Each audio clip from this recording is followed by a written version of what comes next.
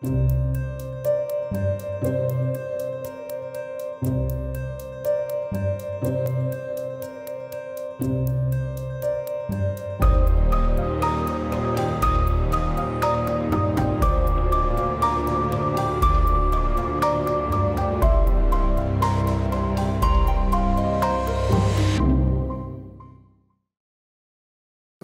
à toutes et à tous, c'est Unan Deneri. Deux livres à présenter dans la demi-heure qui suit. Vous les avez sous les yeux, mais je relis les titres comme au cas où certains auraient des problèmes de vue. Le processus de paix au Pays Basque et la politique culturelle au Pays Basque, deux livres de Eguzki Urteaga. Eguzki Urteaga, bonjour. Bonjour. Alors, il faut quand même rappeler pour ceux qui n'auraient pas pris le temps de regarder la quatrième de couverture que vous avez une production intellectuelle assez intense, puisque sur le même sujet, vous produisez en moyenne 2 livres par an. J'ai envie de dire que quelque part, le confinement a dû vous aider pour produire les 2 derniers. Vous aviez un peu plus de temps.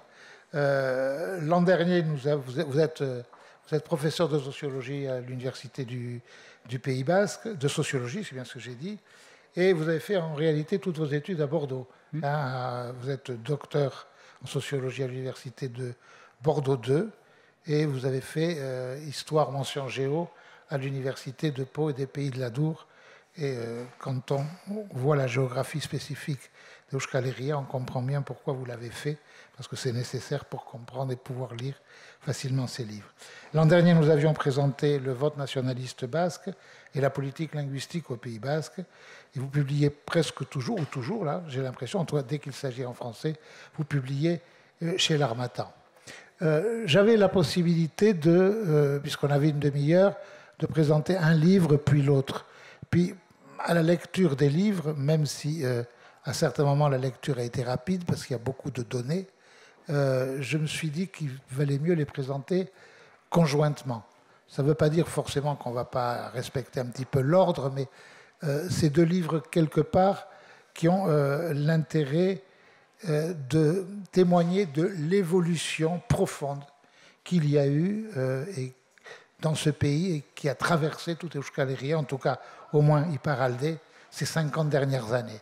Parce que vous faites un travail de sociologue, mais j'ai envie de dire qu'en réalité, c'est de 2 livres qui sont essentiels pour les historiens, parce que tous les points de repère sont là, c'est-à-dire que vous respectez une chronologie dans l'explication sociologique d'un côté, utile pour le politiste parce qu'il y a énormément d'éléments qui permettent de pouvoir tout d'un coup, non pas théoriser, mais bien comprendre l'évolution réelle des choses.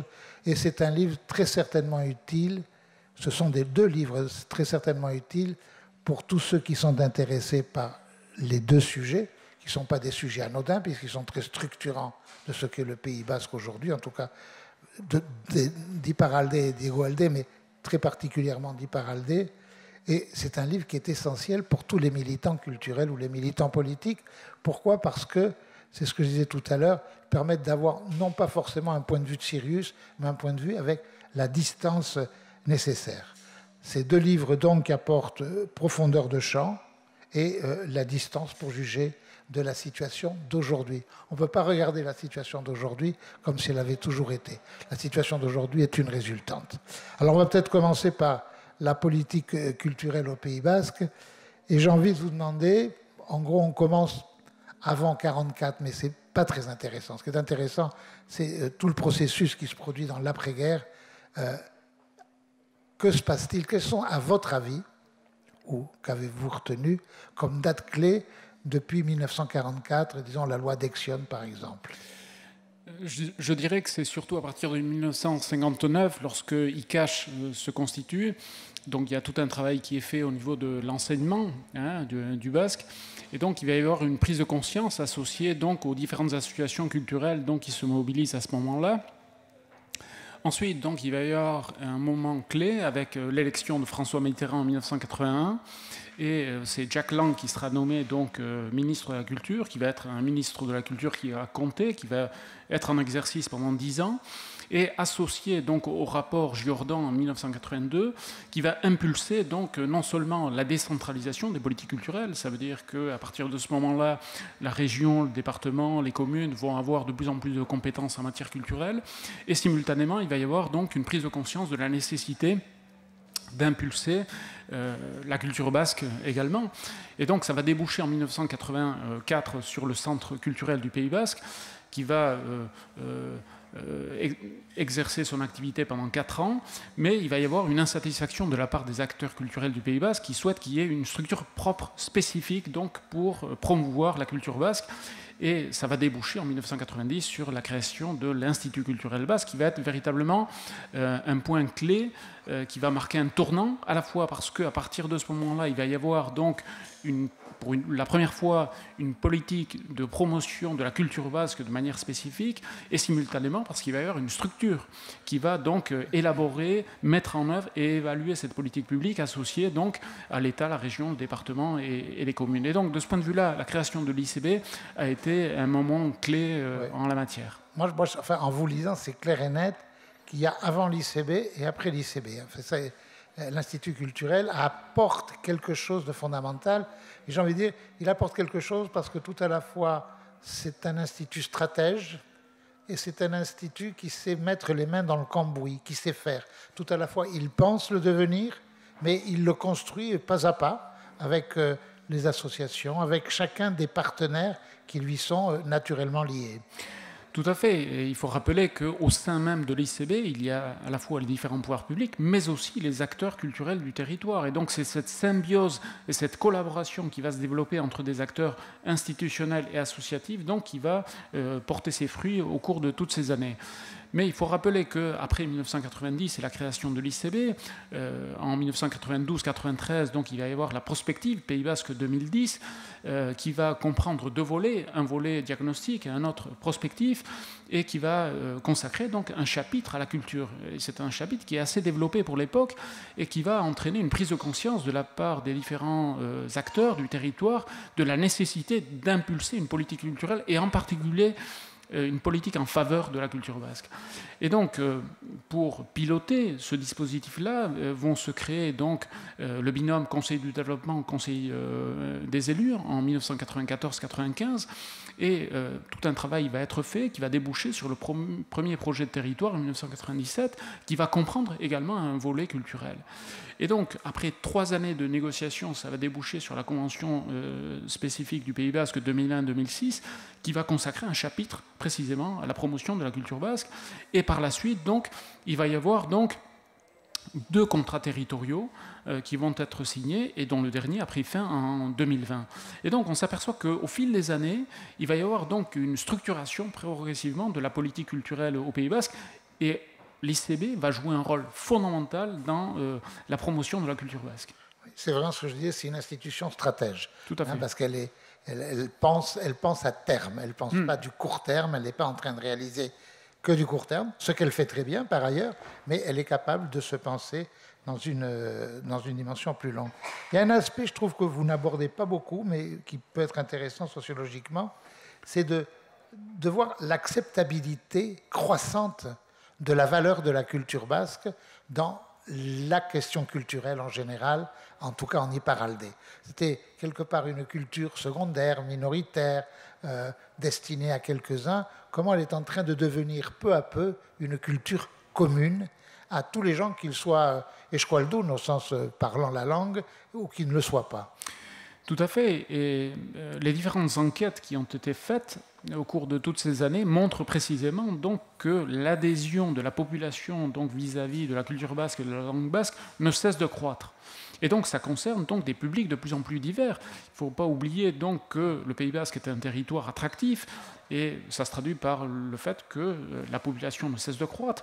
Les dernières données de l'INSEE donc montrent qu'il y a eu une augmentation de 9,6% de la population ces 10 dernières années et une bonne partie de cette population vient de l'extérieur du Pays basque. Et pourtant, ça n'empêche pas le fait qu'il y ait donc un intérêt pour la culture basque et un attachement vis-à-vis de cette culture. Et donc, la culture basque, comme vous l'avez dit, devient un vecteur d'intégration. Ça crée du commun, hein, d'une certaine façon, et donc c'est un aspect tout à fait essentiel. Mais je voudrais rappeler également donc le fait que les différentes enquêtes qui ont été faites montrent que les politiques culturelles qui ont été développées portent leurs fruits. On le voit au niveau de la fréquentation, du spectacle vivant, des théâtres, du cinéma, au niveau de la lecture d'ouvrages. Ça ne cesse d'augmenter d'année en année. Et donc ça veut dire que ces politiques structurantes portent leurs fruits sur le long terme. Et donc on sort donc des effets de communication pour s'inscrire véritablement dans la durée et dans l'efficacité. Et donc les différentes études, la dernière date de 2018, montrent que précisément donc, ce sont des politiques efficaces. Alors, sur ce sujet-là, on pourrait peut-être faire une incidente qui, moi, me frappe et qui m'a beaucoup frappé en revenant, puisque moi, je fais partie de ceux qui n'ont cessé d'être dans l'aller-retour. C'est la place de la culture basque au sens trivial du terme, sur la question de la cuisine. C'est-à-dire comment le talo, qui était quelque chose de très limité, moi, le premier fois où j'en ai mangé, c'était à Elizondo, à l'occasion de Bastandarren Bilserra, et je devais avoir 18 ans, j'ai 74 ans aujourd'hui. Vous voyez le calcul, il n'y en avait quasiment pas. Et comment, notamment tous les Cantaldi organisés par CHK, etc., ont popularisé quelque chose qui est devenu d'ailleurs à la télévision le sandwich basque. C'est un signe de... Et puis bon, on peut continuer avec la foire au jambon de Bayonne, qui n'était qu'une foire modeste à Pâques et qui est en train de devenir une sorte de fête de Bayonne supplémentaire, etc. Il y a la notion de fête aussi qui permet cette acculturation. Est-ce que sur ces éléments plus triviaux, on peut considérer qu'ils jouent un rôle important dans l'acculturation ?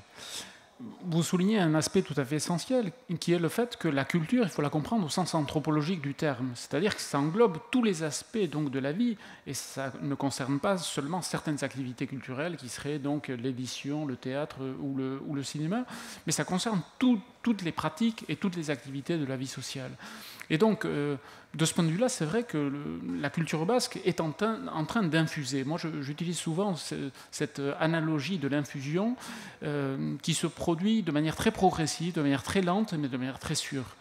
Et donc, l'année dernière, nous avions évoqué la question de l'essor du vote nationaliste basque, qui avance doucement mais sûrement. Et je dirais qu'en matière de culture basque, c'est la même chose. Et donc, on s'aperçoit qu'il y a une diffusion progressive qui se produit.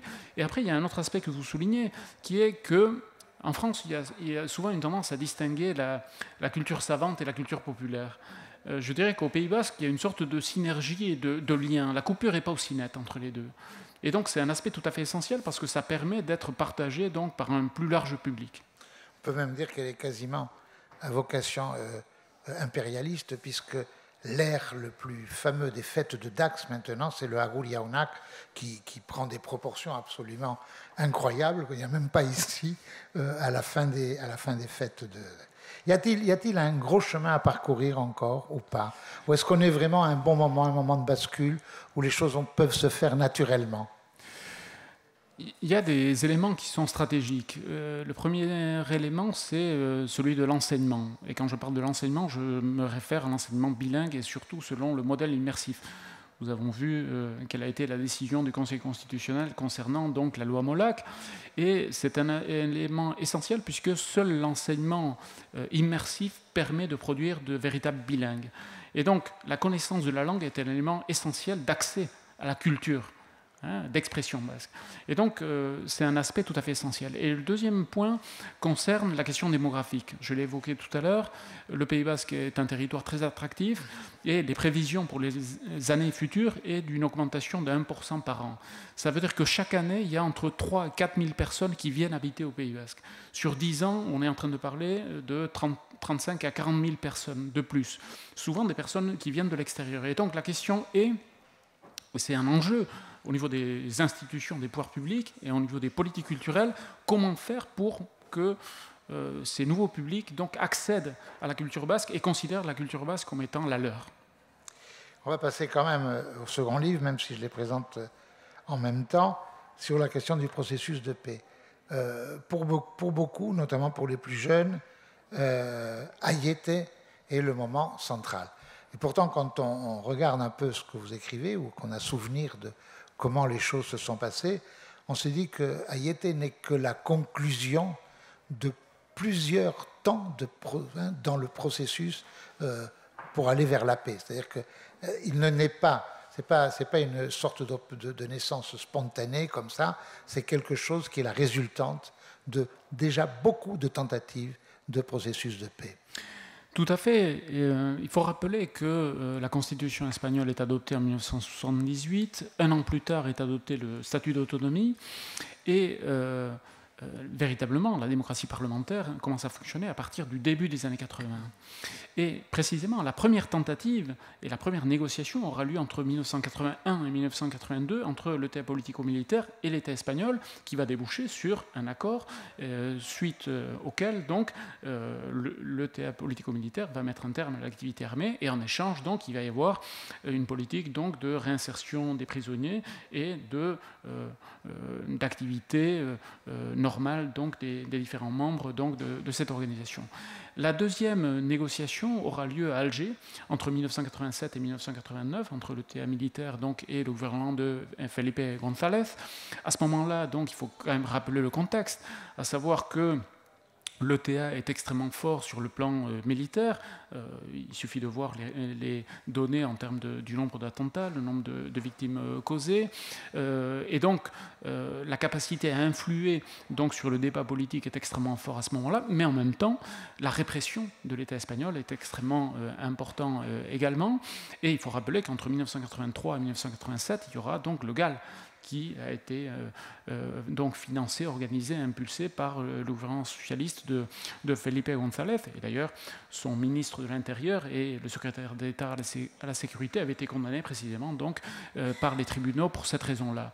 Et donc, c'est précisément dans ce contexte-là que débutent les négociations d'Alger, qui ne vont pas porter uniquement donc, sur des questions liées à la démilitarisation ou des questions liées aux conséquences du conflit, mais qui vont également aborder des questions politiques. C'est l'alternative à Cash, qui va être, dont l'un des points va concerner donc, la négociation du droit à l'autodétermination. Ces négociations échouent en 1989, et la troisième tentative aura lieu donc, suite aux accords de Lizarra-Garassi, et qui vont déboucher sur des négociations entre le gouvernement d'Aznar et l'ETA.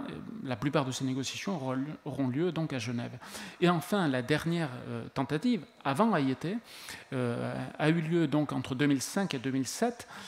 À l'époque, c'était Zapatero qui était Premier ministre. Et donc, il va y avoir une double négociation.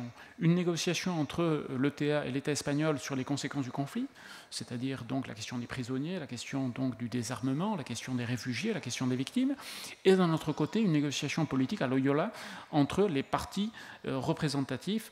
Et donc ces négociations vont échouer, notamment parce qu'au sein de l'ETA, donc il va y avoir deux courants, il va y avoir un changement d'interlocuteur qui va se produire, et ça va se traduire notamment par l'attentat de la T4 à Madrid, qui va mettre un terme d'une certaine façon donc à cette négociation. Et donc, il y a eu des échecs successifs, mais sans ces échecs successifs, on ne serait pas arrivé à Ayete. Notamment parce que, suite aux dernières négociations de 2005-2007, le gouvernement espagnol va dire qu'à partir de ce moment-là, il n'est plus question de négocier directement donc, avec l'ETA. Et donc, associé au fait que depuis l'adoption de la loi des partis de 2002, la gauche nationaliste basque ne pouvait plus se présenter aux élections, il y avait une situation de double impasse, à la fois militaire et politique. Et donc, c'est dans ce contexte-là qu'il va y avoir un bras de fer entre l'ETA et la gauche nationaliste basque, dont la gauche nationaliste basque va sortir victorieuse. Et donc, à partir de ce moment-là, vont être privilégiées des voies strictement politiques et civiles pour défendre des objectifs politiques. Et donc, pour débloquer la situation, c'est une stratégie unilatérale qui sera donc adoptée, dont le fruit sera Ayete, qui, 2 jours après, débouchera sur l'annonce de la fin définitive de l'activité armée de l'ETA.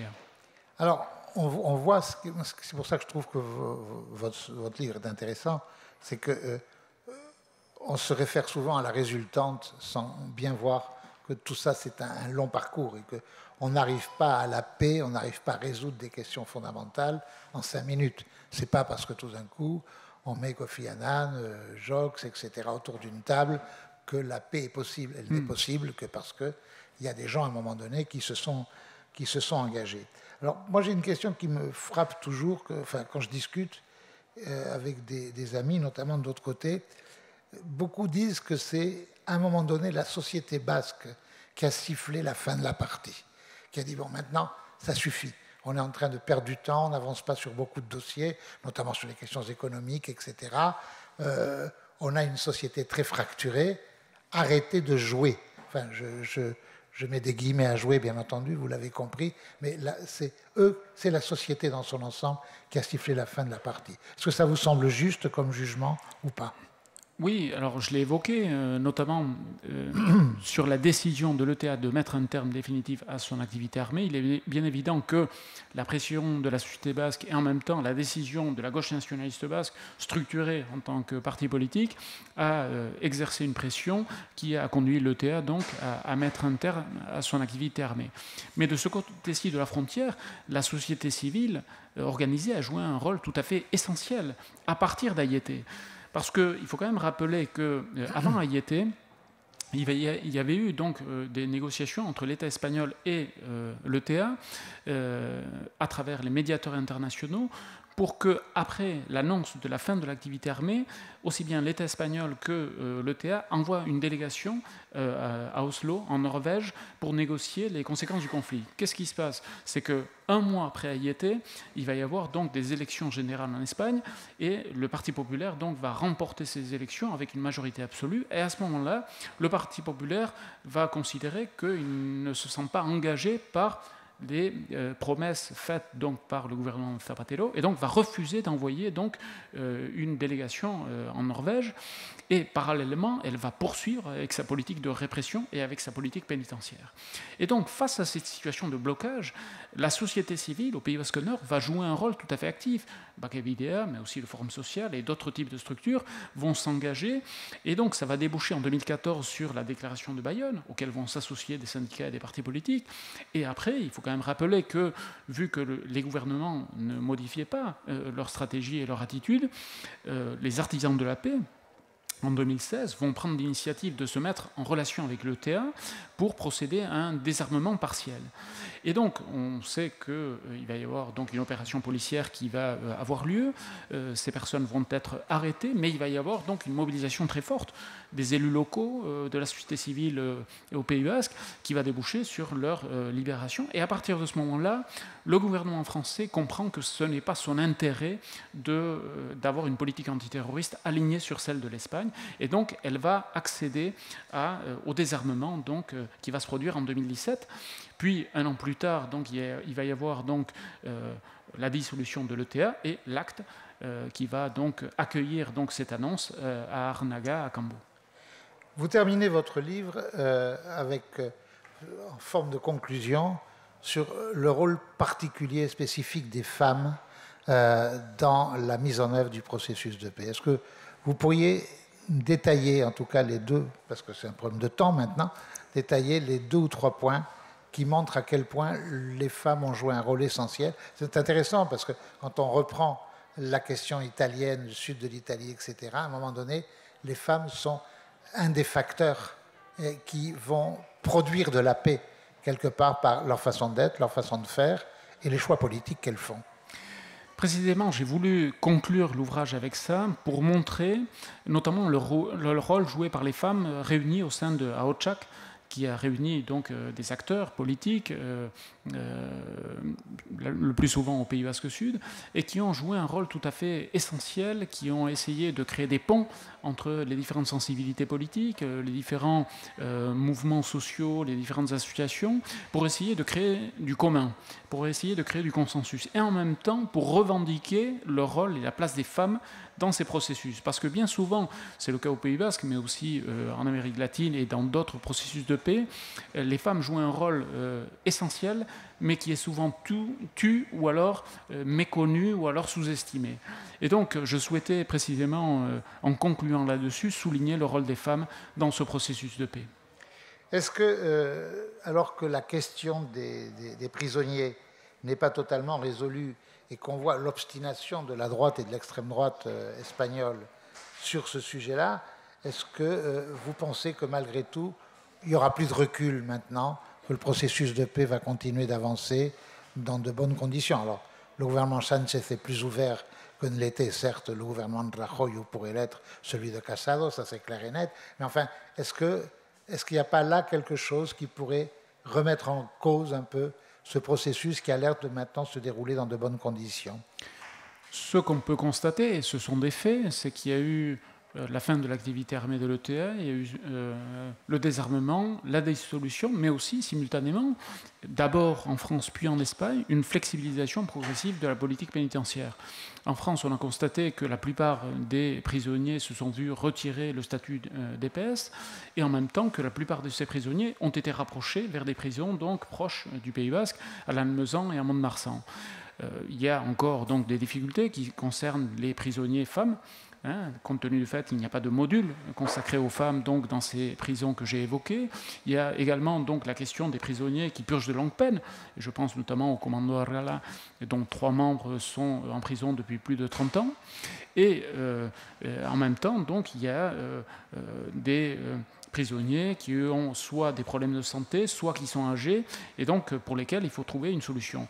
Mais simultanément, bien que ce soit produit de manière plus tardive, on constate qu'en Espagne également, Sánchez a décidé de flexibiliser la politique pénitentiaire. Il faut rappeler qu'avant que Sánchez n'arrive au pouvoir, 95% des prisonniers de l'ETA étaient au premier degré.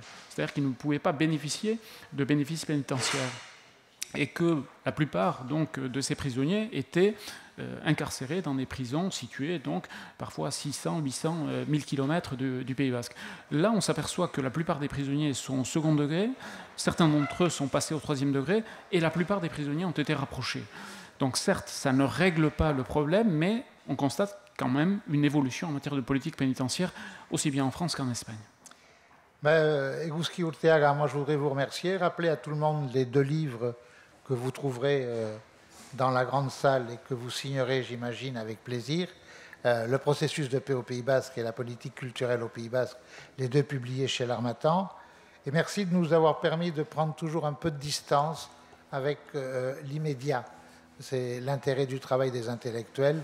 Au bout du compte, merci à vous tous. Merci.